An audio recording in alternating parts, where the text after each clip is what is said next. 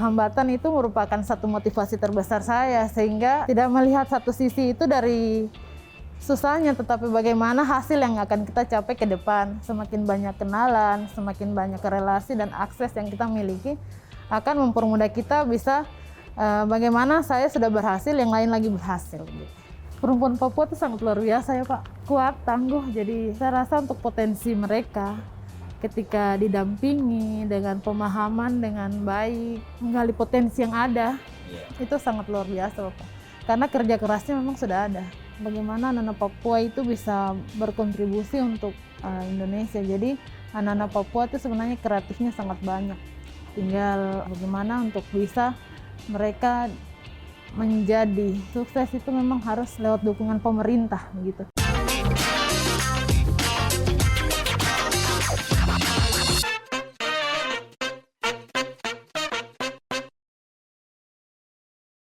Salam sehat dan semangat.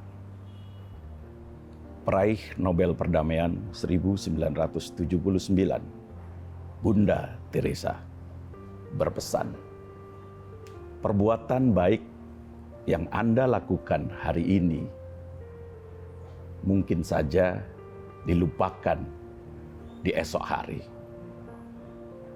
Meskipun begitu, teruslah berbuat baik apapun yang terjadi.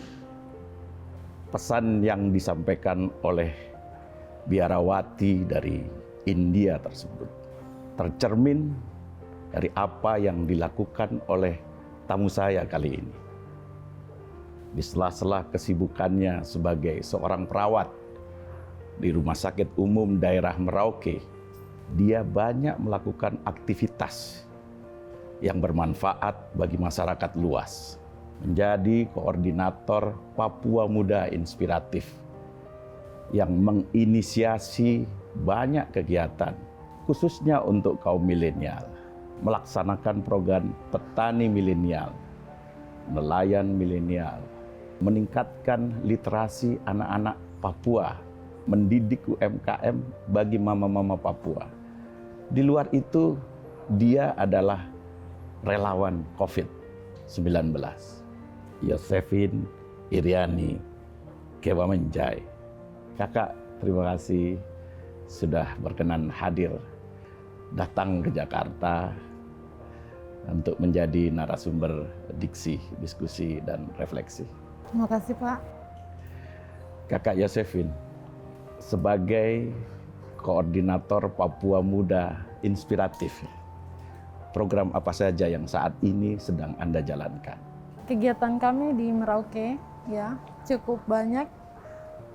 Yang saat ini kami tekuni itu petani milenial, bekerja sama dengan pemerintah daerah, dinas pertanian, dan beberapa kelompok petani-petani orang asli Papua dan juga petani Nusantara.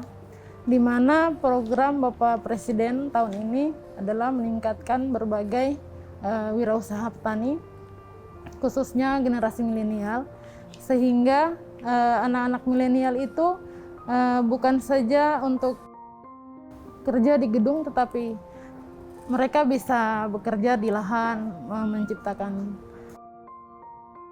petani-petani itu menjadi mandiri gitu. Ada target sampai 1.000 ya, ini dari program keseluruhan di Papua dan Papua Barat, 100.000 petani milenial. Iya, benar sekali Pak. Untuk wilayah Animha ya, wilayah Merauke, berapa siap. target? Beberapa bulan lalu kami laksanakan launching petani milenial di Kabupaten Merauke. Itu dari data yang kami ambil di 5 distrik itu lumayan banyak Pak. Ya, ada sekitar berapa ratus ribu yang ikut pelatihan kemarin. Fokusnya tuh berjumlah 600 orang Pak. Jadi generasi muda milenial, khususnya peminat petani, sudah mulai banyak Pak. Nah itu dilatih secara intensif ya? Iya. Dan memang dari Kementerian Pertanian juga memberikan pelatihan.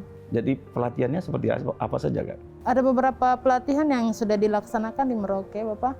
Itu dari cara pupuk organik, terus bagaimana mereka bisa kembangkan manajemen pertanian, dan juga kelola tanah-tanah yang masih kosong ya. Nah, itu lumayan membuat mereka itu bisa mandiri gitu. Jadi tidak hanya dari pemerintah, tetapi mereka juga swadaya. Dan ini ada pendampingan tentu saja ya. Ya, pendampingan kami terus-menerus, dan memang ada beberapa petani-petani yang sudah cukup berhasil yang membantu kami juga, Pak. Jadi kami bermitra. Oke. Nah, dari 600 orang tadi, sudah berapa orang yang betul-betul sudah terjun menjadi seorang petani yang mumpuni? Kebetulan yang kemarin ikut pelatihan itu mereka memang sudah sukses ya Pak di pertanian. Jadi mereka sudah masuk juga di jaringan nasional ya, data-data pertanian gitu. Jadi ketika ada pelatihan langsung mereka juga didorong masuk gitu untuk ikut pelatihan. Itu bertani apa saja, Kak? Ada padi, terus komoditas lainnya Pak, seperti jagung dan palawija. Terus ada juga tanaman lainnya seperti buah-buahan gitu. Jadi jangka panjang sama jangka pendeknya juga tetap ini. Yang penting di dunia pertanian tetap. Nah, yang memberikan pelatihan itu dari relawan atau profesional yang dibayar? Kalau dari pelatihan yang kemarin kami lakukan di Merauke itu kebetulan dari Ketindan dan dari tim dari Ketindan ya Pak, dari pertanian, dari Kementerian Pertanian dan juga dari Batu Kalukung, dan juga ada beberapa teman petani yang memang sudah sukses di NTB, petani jagung, sementara masih dengan kami sama-sama untuk dorong program jagung. Kegiatan Papua Muda Inspiratif ini, khususnya di wilayah Animha Merauke ya, itu selain petani milenial kan ada kegiatan yang lain ya. Di antaranya tadi sudah saya sampaikan, nelayan milenial, menciptakan 1000 pengusaha muda baru, pengembangan SDM Papua, terutama untuk anak-anak di pedalaman. Nah, dari sekian kegiatan tadi, kegiatan manakah yang sudah berjalan sesuai harapan? Iya, untuk wilayah Animha sendiri saat ini kami masih melakukan pendampingan khusus untuk UMKM lokal Mama Papua. Bagaimana kelompok tersebut mereka awalnya hanya berjualan sagu di pasar gitu ya Pak. 10.000. Ini untuk Mama Papua iya, ya? Awalnya mereka jualan biasa untuk buat papeda ya. Habis itu setelah kita melakukan pendampingan dan inisiatif untuk mengolahnya menjadi tepung sagu. Dan juga kami ada rencana ke depan untuk mengolah tepung sagu itu menjadi makaroni, Pak. Jadi kelompok ini sudah tidak lagi berjualan sagu yang seperti biasanya, tetapi mereka sudah packingan sampai ke toko-toko sudah rapi gitu. Jadi kita sudah bermitra juga dengan toko-toko memasukkan mereka punya tepung sagu. Jadi sudah banyak yang kenal gitu Pak. Jadi termasuk distribusinya ya? Iya, pemasarannya. Oke. Ada berapa banyak mama-mama Papua yang ikut dalam pelatihan tersebut? Kalau untuk satu kelompok itu berjumlah 10 orang Pak. Lalu kami kembangkan lagi di beberapa tempat, tapi sementara ini masih pendampingan. Dan juga mungkin akan ke kabupaten lain juga Pak. Sehingga Mama Papua ini tidak hanya mengenal sagu itu hanya untuk bisa makan papeda, tapi bisa buat cake begitu dan olahan lainnya Pak gitu. Iya, menarik sih. Iya. Itu berjalan sudah sejak kapan? Kalau untuk tepung sagu sendiri itu baru 3 bulan ini Pak. Ya. Dan memang kami sementara ada persiapan untuk mau launching sekaligus dengan beberapa kelompok mama-mama lagi yang punya usaha seperti itu, kita mendampingi gitu dari PMI. Kebetulan di PMI sendiri kan punya bidang UMKM tuh Pak, jadi bekerja sama dan teman-teman bagaimana untuk izin usahanya gitu. Jadi sudah dalam bentuk branding, ke toko sudah lengkap. Jadi semua itu dalam payung Papua Muda Inspiratif ya? Iya Pak, benar. Selain itu ada kegiatan lain ya? Untuk PMI sendiri itu sementara ini masih melakukan terobosan-terobosan lainnya, tergantung dari program pemerintah, dan juga kami ingin bagaimana anak-anak muda Papua bisa mandiri. Jadi tidak tergantung dengan orang tua ataupun dengan pekerjaan, tetapi bagaimana dia bisa menciptakan UMKM baru yang lainnya sehingga dunia bisnisnya pun juga bisa berjalan baik begitu. Sebagai sebuah lembaga yang concern pada potensi besar yang dimiliki Papua untuk mewujudkan Papua yang maju dan sejahtera, PT Papua Muda Inspirasi Bersama pada membernya dengan bangga menghadirkan berbagai produk barang dan jasa hasil pemberdayaan masyarakat Papua untuk meningkatkan kesejahteraan mereka. Kalau tadi petani milenial itu sudah berjalan sejak kapan, Kak? Sejak launching di Merauke itu Agustus, Pak. Agustus Jadi, 2021 ya, berarti kebetulan sudah. iya Pak Billy Membrasar sendiri yang launching di Merauke. Oke. Jadi program itu kami di PMI mengenalnya sejak Agustus lalu dan kebetulan pendampingan full dari kementerian. Kalau nelayan milenial? Nelayan milenial ini sementara masih pendataan Bapak karena kita mau ambil yang untuk pengembangan saja. Jadi pengembangan yang seperti bioflok, tambak. Yeah. Kalau yang untuk nelayan baru kita belum mau dorong karena pasti mulai dari nol lagi. Sedangkan yang sudah jalan kita permantap dulu sehingga mereka yang nanti akan menjadi contoh buat yang lain gitu sehingga sama-sama bisa kolaborasi. Ada hambatan nggak sih dalam merealisasikan semua program dari Papua Muda Inspiratif tadi itu, Kak? Kalau saya bilang hambatan nanti tidak ada motivasi dong Pak. Jadi kalau hambatan itu merupakan satu motivasi terbesar saya sehingga tidak melihat satu sisi itu dari susahnya, tetapi bagaimana hasil yang akan kita capai ke depan. Semakin banyak kenalan, semakin banyak relasi dan akses yang kita miliki akan mempermudah kita bisa bagaimana saya sudah berhasil, yang lain lagi berhasil. Gitu. Jadi tidak melihat susahnya ya. Ya. Jadi, dinikmati saja Pak. Itulah mengapa Kakak Yosefin ini menjadi perempuan inspiratif Papua ya. Karena memang tidak mudah menaklukkan hambatan kan. Dukungan dari pemerintah, baik pemerintah daerah maupun pemerintah pusat seperti apa? Untuk pemerintah pusat sudah sangat bagus programnya Bapak, cuma memang harus melakukan pendampingan secara full. Untuk kita di Papua ini tidak bisa program turun langsung selesai. Harus pendampingan sehingga benar-benar mandiri dan matang ya. Jadi sehingga ketika program itu sudah berhasil, yang lainnya juga bisa disupport begitu Bapak. Kalau untuk pemerintah daerah saat ini memang Bupati Merauke sangat mendukung kegiatan ya. Ini tadi baru dilaksanakan kegiatan tanam jagung di Merauke, kebetulan Bapak Bupati sendiri yang tanam. Jadi saya rasa pemerintah daerah sangat membantu kami PMI Animha supaya bisa ke depannya lebih baik lagi. Kalau resistensi dari masyarakat?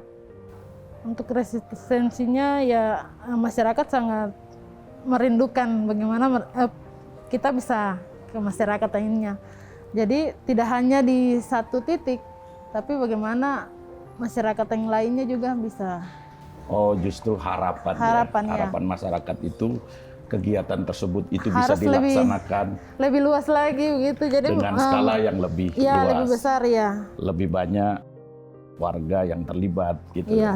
Yang mendapatkan pelatihan dari Papua Muda Inspiratif tersebut. Kakak lahir dan tumbuh besar di Merauke ya? Iya Pak.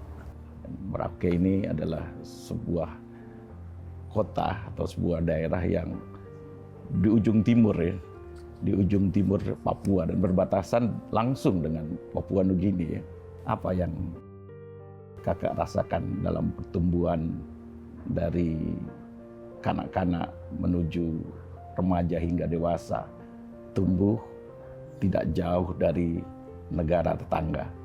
Iya, kebetulan ya orang tua saya memang kampungnya bersebelahan. Kalau mau bilang bersebelahan, sangat bersebelahan. Langsung bersebelahan, berdekatan? Iya, berdekatan dengan negara Papua Nugini. Iya, Papua Nugini. Keluarga saya juga sebagian di sana. Dan saya rasa di sana mereka itu sangat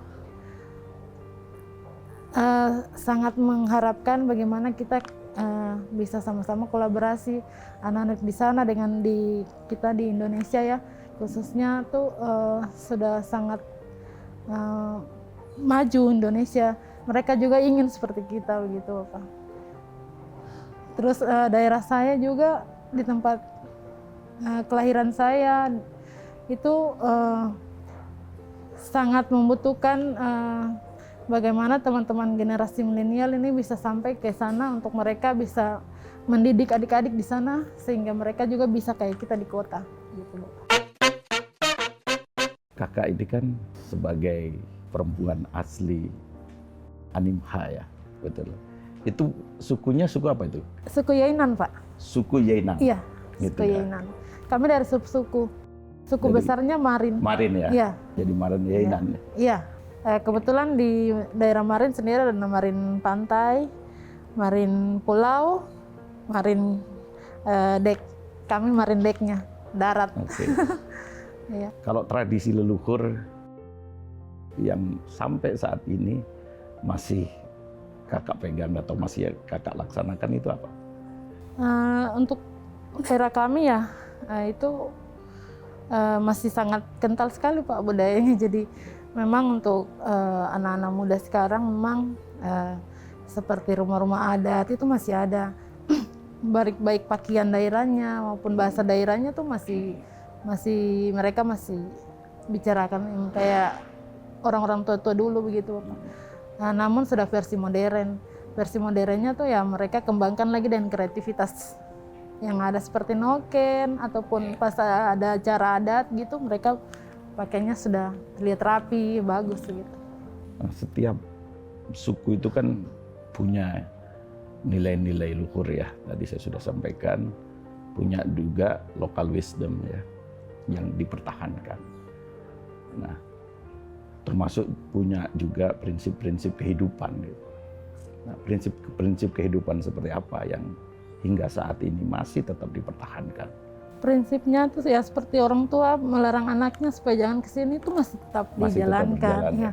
Terus kalau yang saat ini sedang berkembang itu laki-laki bisa, perempuan juga harus bisa. Jadi setara. Jadi ada kesetaraan ya? Iya, tidak ada kesetaraan. Jadi untuk daerah saya di sana itu anak-anak mudanya sudah lebih paham soal budaya luar, jadi sehingga mereka kolaborasi lagi dengan di daerah, jadi terlihat bagus. Kan wilayah kakak tinggal ini kan berbatasan dengan Papua Nugini ya. Pernah nggak melintas ke Papua Nugini? Kalau waktu orang tua saya, bapak saya masih ada dulu, sering pernah 2 kali kita pergi ke sana itu lewat darat Pak. Jadi ada bisa ke sebelah lewat darat, nanti lapornya di pos lagi, kembali lagi, jadi begitu. Jadi keluarga saya juga ada di sana gitu. Oh, punya keluarga juga Iya. di Papua Nugini Iya, ya? benar Pak. Ada pengalaman menarik nggak Kak? Pengalaman menariknya ya mereka juga kepingin ke Indonesia gitu, tinggal di Iya, sini. iya. Kalau potensi-potensi yang ada di wilayah Merauke, di perbatasan Merauke dan Papua Nugini itu, apa saja kira-kira yang menurut kakak bisa dikembangkan? Potensinya memang ada Pak. Yang untuk pertanian sementara ini untuk di perbatasan vanili Pak. Jadi vanili kan mahal di pasaran. Nah itu ada satu kampung yang berbatasan dengan PNG, kebetulan dia budidaya vanili. Terus macam rajutan, kreativitas anak-anak gitu, anak muda itu noken, buat kepalanya juga yang hiasan kepala ya Pak. Hiasan kepala itu masih tetap ada. Sehingga perekonomiannya tetap terjaga. Jadi yang di perbatasan mereka menjual itu, dari Indonesia juga menjual, jadi mereka bertukar gitu. Program dari Papua Muda Inspiratif ada yang menyasar ke sana nggak Kak? Kalau untuk program kesananya belum Bapak, karena kami masih fokus di pertanian dengan perikanan. Tapi kalau untuk kunjungan kami sudah pernah ke sana, ke perbatasan. Kakak ini kan perempuan asli Papua ya, yang tumbuh besar di wilayah Animha. Menurut kakak kekuatan utama dari perempuan Papua itu apa? Perempuan Papua itu sangat luar biasa ya Pak, kuat, tangguh. Jadi saya rasa untuk potensi mereka ketika didampingi dengan pemahaman dengan baik, pengertian kepada mereka baik tentang seperti menggali potensi yang ada. Itu sangat luar biasa Bapak. Karena kerja kerasnya memang sudah ada. Gitu. Jadi memang perjuangan perempuan Papua itu sangat luar biasa. Nah, sebagai perempuan Papua, apa harapan Anda yang paling besar? Harapan saya ya ketika kita mandiri, kita berkreatif, dan itu menjadi satu motivasi untuk orang lain, kenapa tidak? Iya. Ya, kita saling mendukung dan saling bantu. Ketika keberhasilan seseorang sudah ada, kita juga yang lain juga harus berhasil gitu. Jadi menghindari yang adanya namanya iri hati ataupun yang lainnya, itu yang sisi negatif itu dibuang dan diambil positifnya. Dan juga kegagalan merupakan satu motivasi terbesar yang bisa membawa kita ke kesuksesan. Gitu. Kepedulian kakak pada orang lain ya, itu tumbuhnya dari kapan dan dari siapa? Ya, jadi saya ini bukan sifat menolongnya baru Bapak. Sejak orang tua saya itu mendidik kami bagaimana menolong orang lain. Kebetulan rumah saya, tempat saya kecil dulu, itu menjadi tempat di mana orang tua saya membantu orang lain. Seperti masyarakat dari kampung saya yang mau ke kota tinggalnya di rumah kami. Jadi itu sudah memang dari keluarga, sudah dibentuk dari keluarga, dan kepedulian terhadap sesama itu memang sudah dijalankan sejak dini Bapak. Jadi untuk ke yang lainnya juga saya rasa memang harus dibantu ya bantu Bapak. Jadi tidak menutup kemungkinan mulainya kapan, tapi memang sudah dari dulunya Bapak. Gitu. Kebetulan saya juga seorang perawat mungkin ya Bapak. Iya, Jadi iya. rasa kemanusiaannya itu cukup Muncul, besar. Ya. betul. Orang tua adalah abdi negara ya, Iya Pak. seorang anggota TNI. Bagaimana beliau mendidik kakak pada saat-saat masih kanak-kanak? Untuk nilai-nilai kedisiplinan, Iya. orang tua saya sangat disiplin Bapak. Jadi pagi tuh bangunnya sudah subuh, seperti orang sholat begitu, sudah subuh, langsung diarahkan untuk kita olahraga pagi gitu. Jalan pagi dulu ya Bapak, jalan pagi, habis itu mandi langsung ke sekolah. Dan juga nilai-nilai keluarga yang di keluarga itu yang ditumbuhkan itu makan bersama Bapak. Jadi ketika makanan disajikan, dibagi semua, adik-adikku semua dapat. Jadi kami makan bersama gitu. Oh. Jadi sudah berbaginya sudah ada dari sejak dulu Pak. Jadi nilai-nilai kebersamaan, Iya. berbagi kepada orang di sekitar, harus berbagi pada orang lain itu Sudah ditumbuhkan sejak Iya. kecil ya. Tadi kakak sudah sampaikan bahwa kakak adalah seorang perawat ya, menjalani profesi sebagai perawat. Mengapa memilih menjadi seorang perawat? Wah, ini pertanyaan juga nih, menantang nih Pak. Ya, jadi perawat itu satu profesi yang unik karena bisa menyembuhkan orang ya. Persepsi saya dulu, orang tua sakit bisa kasih obat langsung sembuh.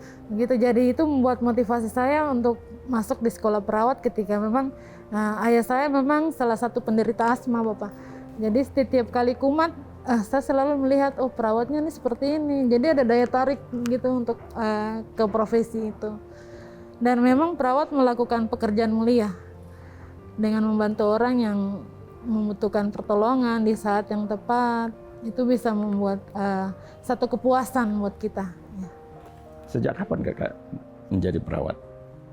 Kalau untuk perawat sendiri itu sejak tahun 2002 Pak. 2002, Iya, berarti 2002 itu tamat SMP. Tamat SMP langsung 20 tahun ya? Iya. Tamat SMP langsung sekolah perawat, Pak. Oh, Jadi kita setara SMA Iya. dari SPK, Sekolah Perawat Kesehatan. SPK ya Iya, dulu itu di Merauke. Awalnya saya dulu tes akuntansi Pak, lolos juga. Tapi karena lolos juga di perawat, akhirnya memilih perawat. Jadi panggilan Iya, hati lah panggilan yang mengantarkan hati. untuk memilih jadi Iya. perawat ya. Nah, menjadi perawat itu kan risikonya tidak kecil kan. Apalagi saat pandemi COVID-19 ya. Karena perawat ini kan, perawat dan tenaga kesehatan lainnya adalah garda terdepan kan dalam menghadapi COVID-19. Dan tidak sedikit yang menjadi korban.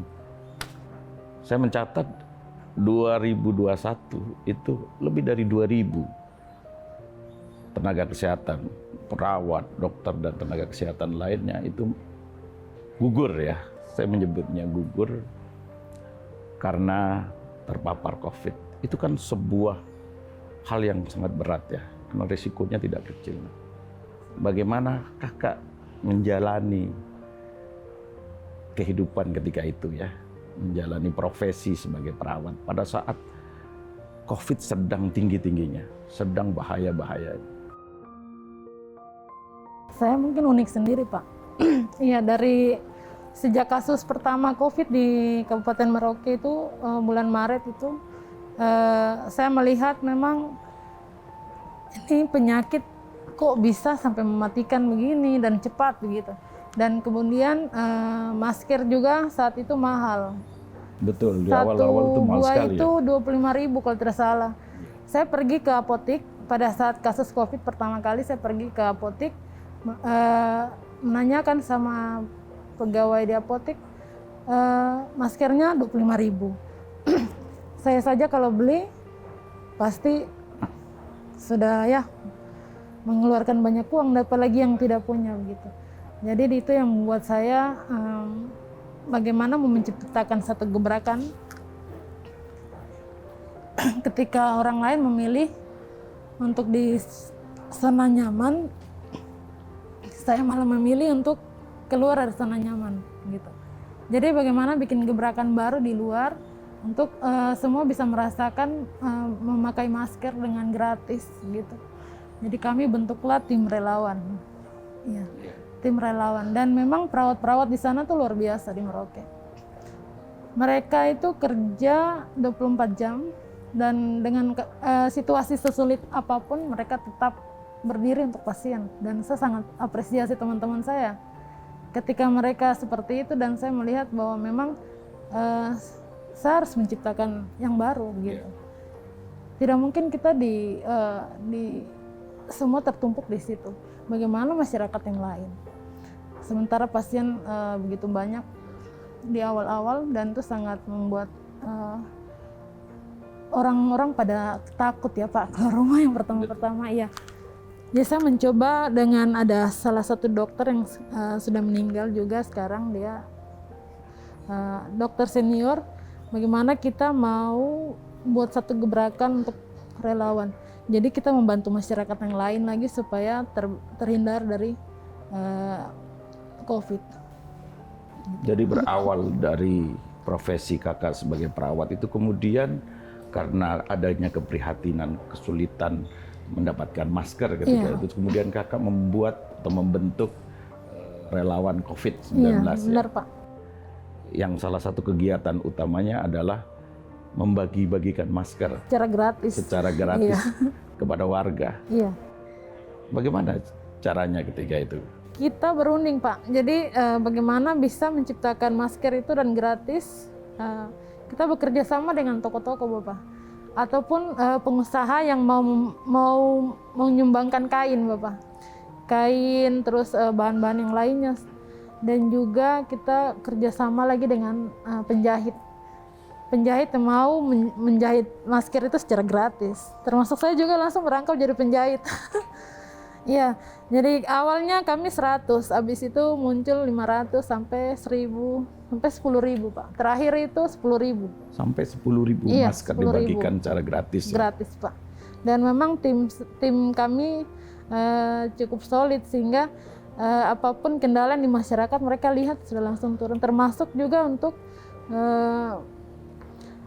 membagikan sama anak sekolah begitu, dengan masyarakat luas di pasar ataupun di tempat-tempat keramaian lainnya begitu.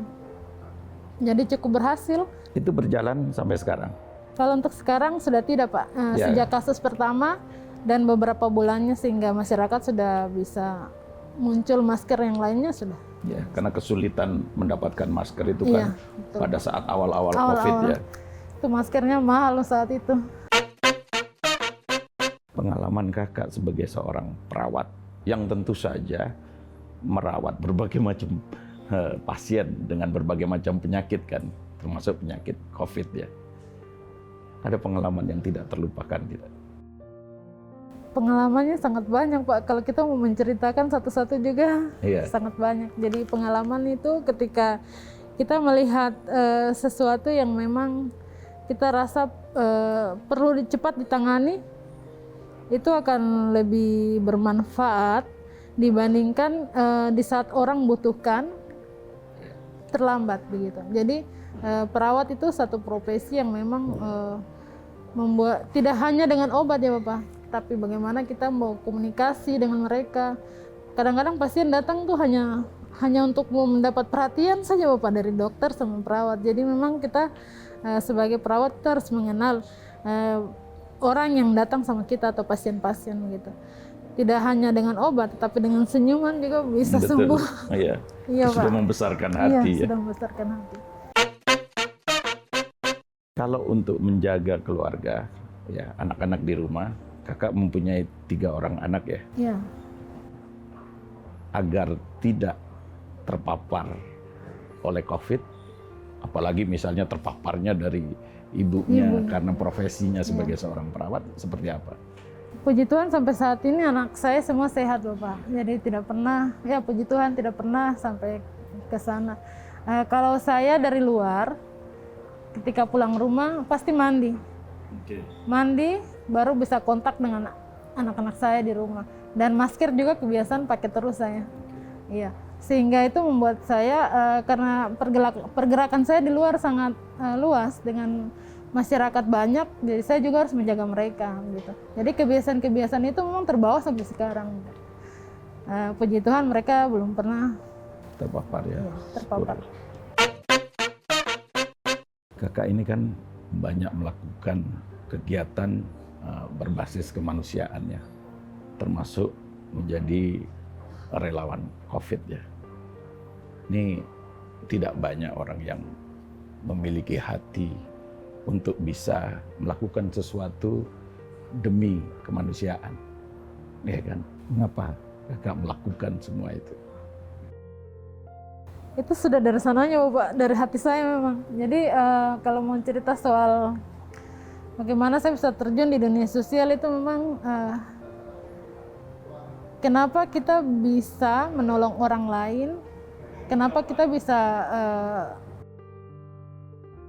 buat satu perubahan yang besar, itu karena memang dari sisi pandang kita sebagai manusia memang harus kita saling membantu yang pertama, dan juga memang kenapa tidak kita menolong orang lain di saat orang membutuhkan kita.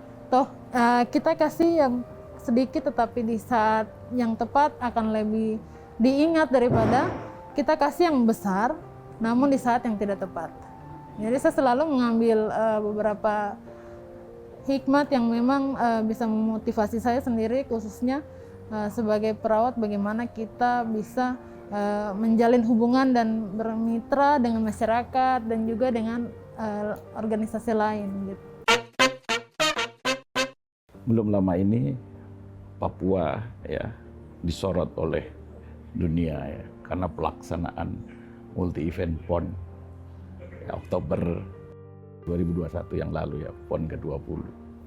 Dan itu adalah sebuah tonggak sejarah ya bagi Sangat. Papua. Kakak terlibat di dalamnya?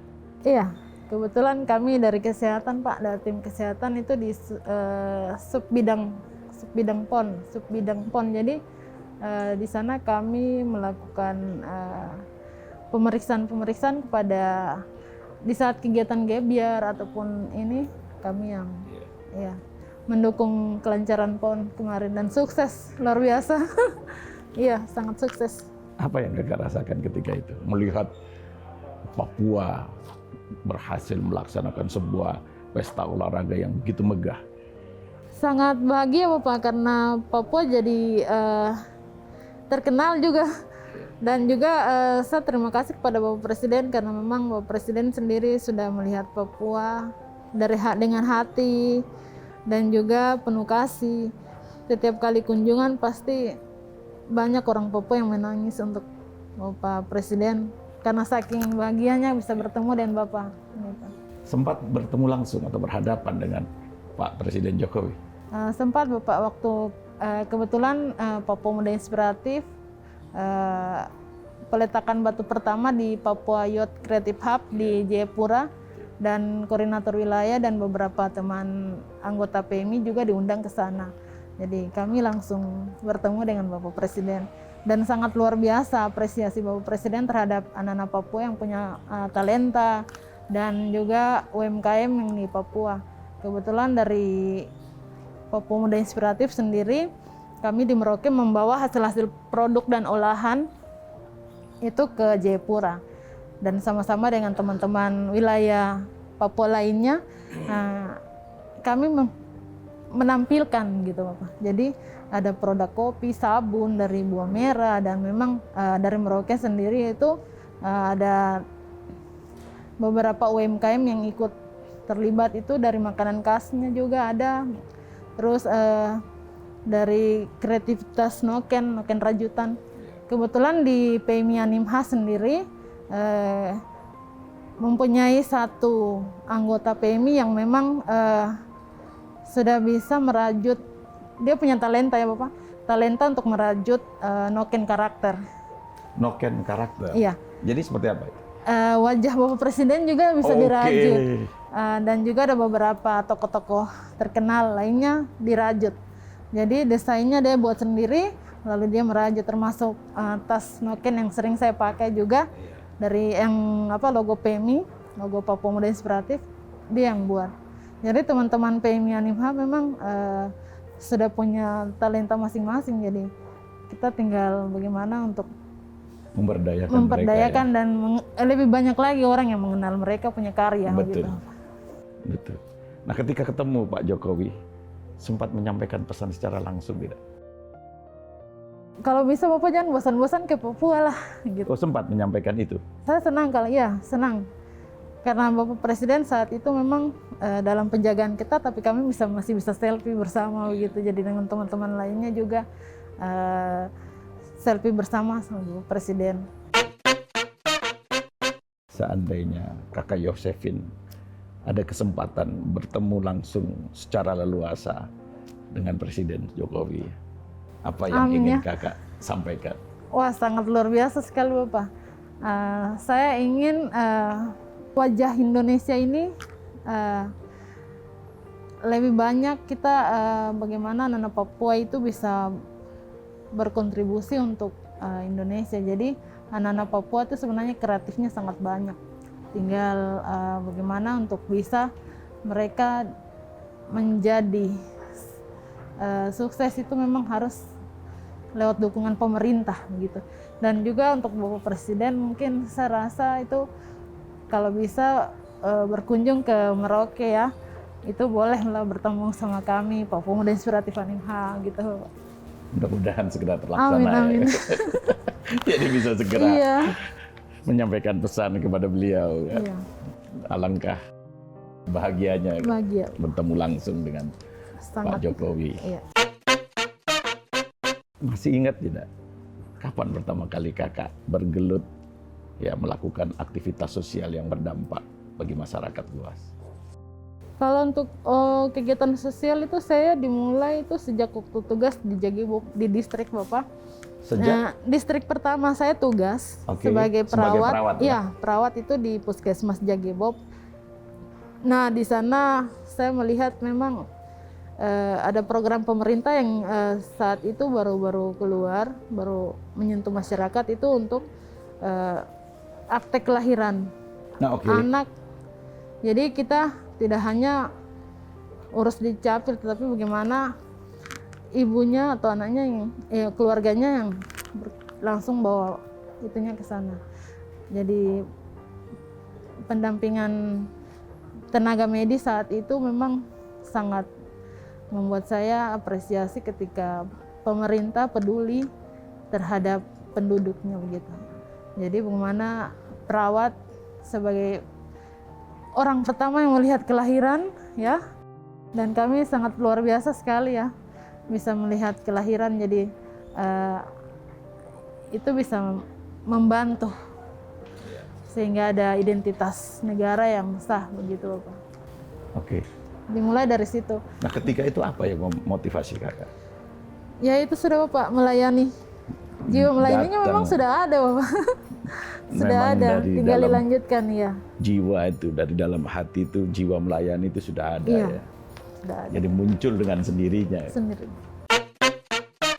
Kita bicara latar belakang keluarga kakak ya, sebagai seorang anak abdi negara, seorang anak TNI ya. Nah, nilai-nilai apa yang diterapkan oleh orang tua, terutama ayah, dalam menjalani kehidupan kakak? Kerja keras yang utama, kerja keras, disiplin, dan sekolah kami. Jadi kebetulan saya mempunyai 5 orang bersaudara. Oh kakak 5 bersaudara Iya. ya? Dan saya anak pertama. Paling ini ya? Iya, anak juga pertama. ya? Jadi memang tanggung jawabnya besar Bapak. Iya. Ketika anak-anak seumuran saya saat itu mungkin untuk menghabiskan waktunya bermain, saya malah di rumah jagain adik-adik. Jadi sudah terbentuk dari situ untuk bagaimana kita mau berusaha jadi orang yang baik gitu. Jadi disiplin orang tua, dan memang aturan-aturan yang dibuat orang tua itu sangat mendidik saya gitu. Sangat mendidik saya dan membawa saya menjadi orang yang bisa peduli terhadap orang lain. Siapa yang paling berperan membangun karakter kakak? Bapak kayaknya. Bapak ya? Iya. Ya, karena bapak ini kan abdi negara, Iya. kan? TNI ya, yang dididik dalam disiplin tinggi. Iya. Dan memang aturannya sangat keras. Keras ya. Iya. Nah, kalau nasihat orang tua, ya terutama bapak, yang paling kakak ingat? Kalau orang tua itu selalu pasti mengharapkan yang baik ya Pak untuk anak-anaknya. Ya, saya juga begitu. Pasti yang baik-baik, orang tua selalu mendukung. Apapun itu diapresiasi. Jadi itu yang masih terbawa sampai sekarang, ketika anak saya melakukan hal-hal yang baik pasti diapresiasi. Dan juga walaupun sibuk tetap ada waktu buat keluarga.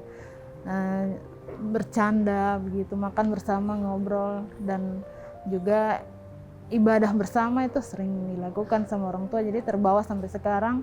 Anak-anak saya juga apapun yang dilakukan, sekecil apapun, itu tetap diapresiasi. Sehingga mereka punya kepercayaan dirinya ada Bapak. Betul, Ya. betul ya. Hal terberat yang pernah kakak rasakan bersama keluarga, ada tidak? Hal terberat, waduh. Hal terberat banyak Pak. Kendala-kendala, kesulitan-kesulitan itu kalau bersama keluarga saya ketika ayah saya meninggal, ibu saya meninggal, dan saya yang harus tanggung jawab adik-adik. Jadi itu hal terbesar, terberat. Oh, kakak menjadi orang tua Orang bagi tua, adik-adik ya? iya, orang tua. Dan setelah ibu saya meninggal, itu memang menjadi motivasi bahwa memang kalau bukan saya, siapa lagi yang melihat adik-adik saya.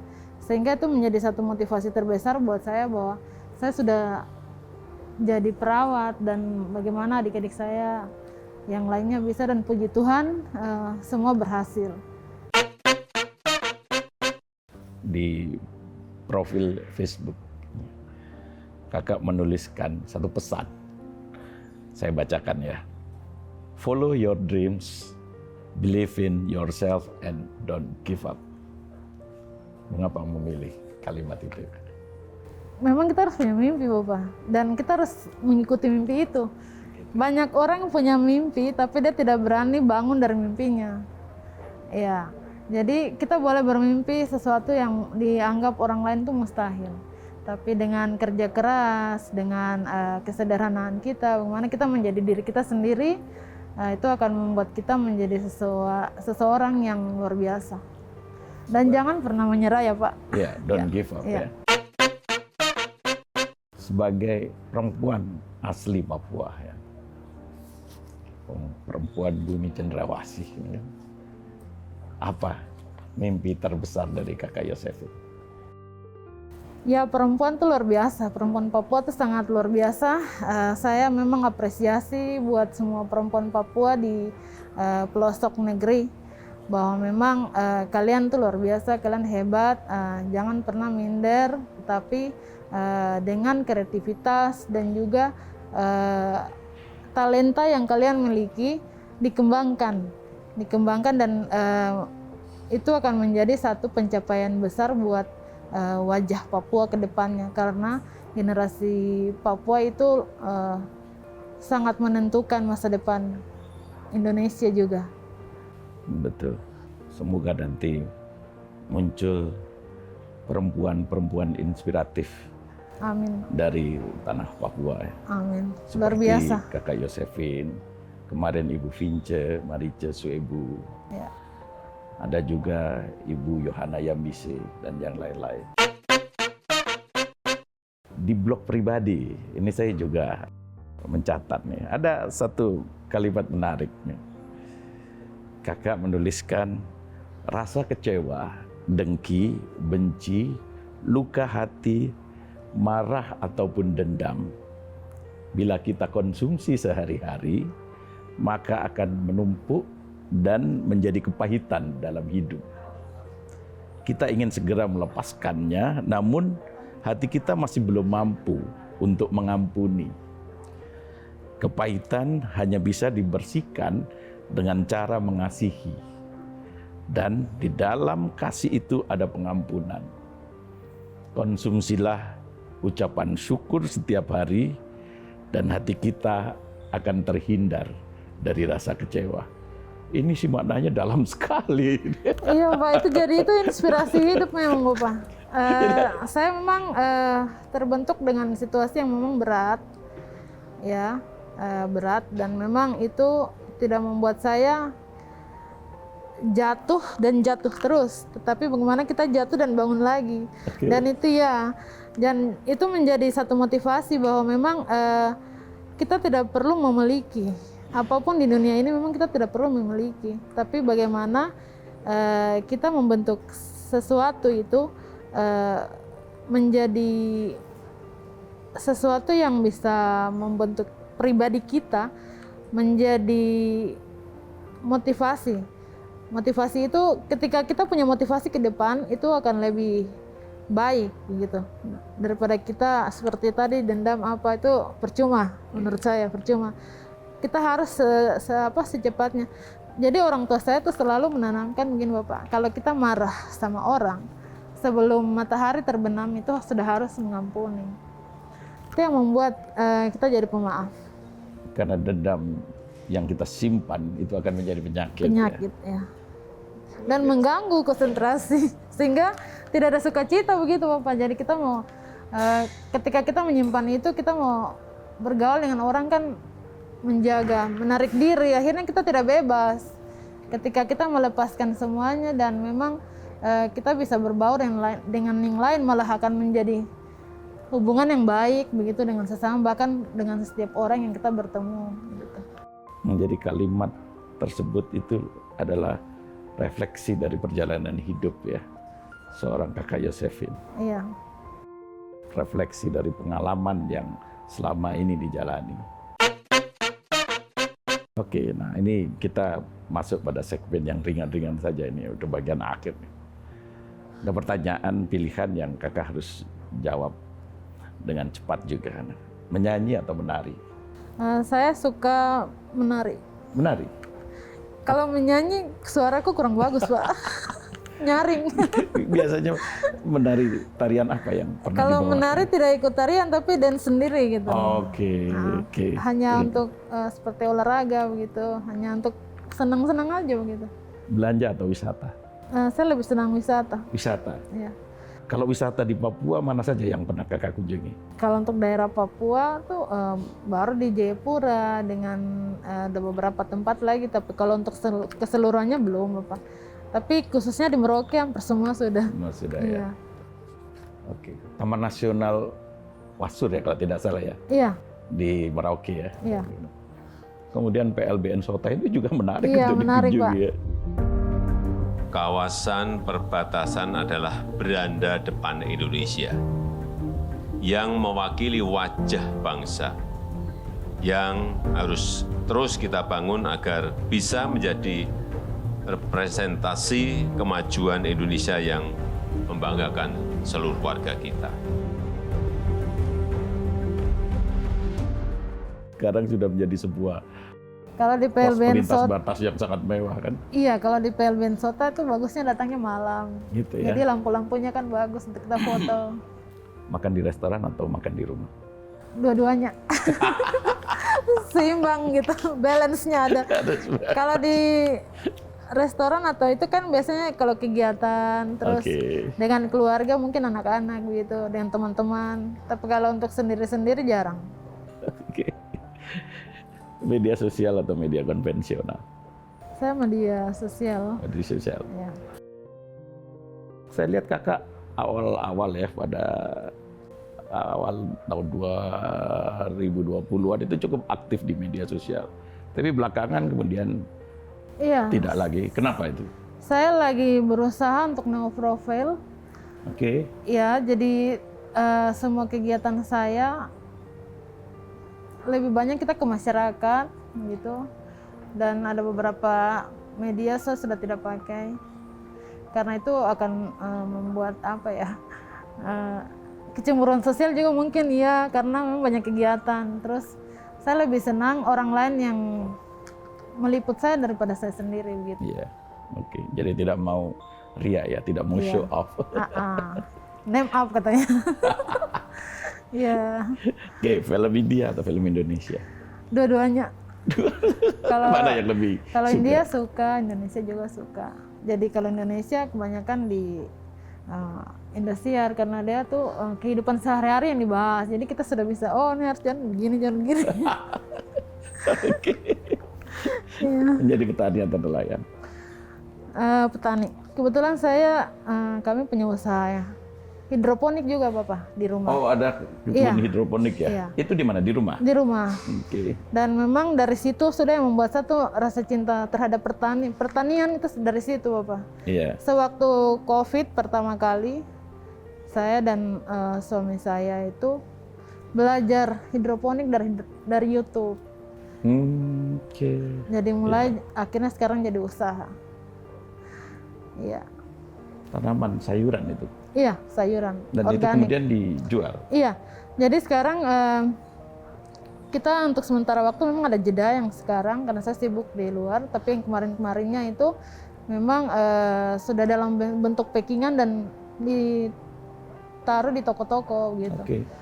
Kemampuan itu ditularkan nggak kepada anak-anak milenial di sana? Ditularkan Bapak karena banyak peminat Iya. iya, yang betul. datang ke rumah beli sayur, tapi saya juga memberikan penjelasan tentang sayur itu. Memberikan materi, Iya, memberikan materi, pelajaran bagaimana. Pelatihan singkat ya. Iya. Ya. Ini adalah pertanyaan terakhir Kak. Kalau dari skala 1 sampai 10 nih, pencapaian kakak yang sudah kakak jalani saat ini, apa yang sudah kakak dapatkan saat ini, kakak beri poin berapa? Ya luar biasa lah. Sangat luar biasa Bapak karena pencapaian itu memang dari nol sehingga Iya. saya mengikuti terus pencapaian naik-naiknya tuh. Iya. Dan semakin mendekati sempurna gitu. Jadi berapa poinnya? Ya mau putar berapa ya? Pokoknya ya segitu Pak. Oke, jadi sudah Iya. mendekati Saya sempurna. tidak bisa langsung menargetkan ini sekian, tapi semakin banyak lagi yang saya ingin buat begitu. Jadi saya belum bisa menargetkan. Ada nggak keinginan kakak yang saat ini masih belum terwujud? Ada Bapak, yaitu bagaimana kreativitas mama-mama Papua di daerah pedalaman itu semua dikenal di kota. Mereka punya talenta dan kreativitas yang luar biasa di kampung. Namun untuk akses ke kota, terus mereka juga untuk pertahankan ekonomi. Jadi memang saya ingin punya satu galeri besar gitu, di Merauke yang bisa menampung semua kerajinan mama-mama Papua, sehingga itu menjadi ikon kota Merauke gitu. Ketika Menarik orang sih. berkunjung, mereka sudah bisa lihat. Kedepannya saya ingin seperti itu, sehingga teman-teman Papua Muda Inspiratif bisa mengenalkan kreativitas mama Papua nih ke masyarakat luas gitu. Jadi memberdayakan Iya. mama-mama Papua Iya, agar mereka bisa lebih dikenal lagi ya, iya, betul. hingga sampai perkotaan gitu ya. Dan juga memang kekurangannya di sana itu untuk izin usaha dan brand itu masih ada yang belum punya. Sehingga bagaimana adanya hadirnya Papua Muda Inspiratif Iya, betul. bisa mendampingi mama-mama ini sehingga mereka punya usaha sudah ada izin dan brand, sehingga untuk kirim keluar itu mudah. Semoga harapan Kakak Yosefin segera terrealisasikan. Amin, amin Pak. Terima Sangat kasih diharapkan. Kakak Yosefin. Amin. Terima kasih perbincangan yang Iya. sangat menarik. Bisa mendengar banyak cerita, banyak perspektif, pengalaman juga dari Kakak Yosefin. Semoga apa yang Anda lakukan semakin banyak manfaatnya kepada masyarakat luas. Sehat selalu Kakak Yosefin. Semoga karir Anda semakin cemerlang. Terima kasih. Terima kasih.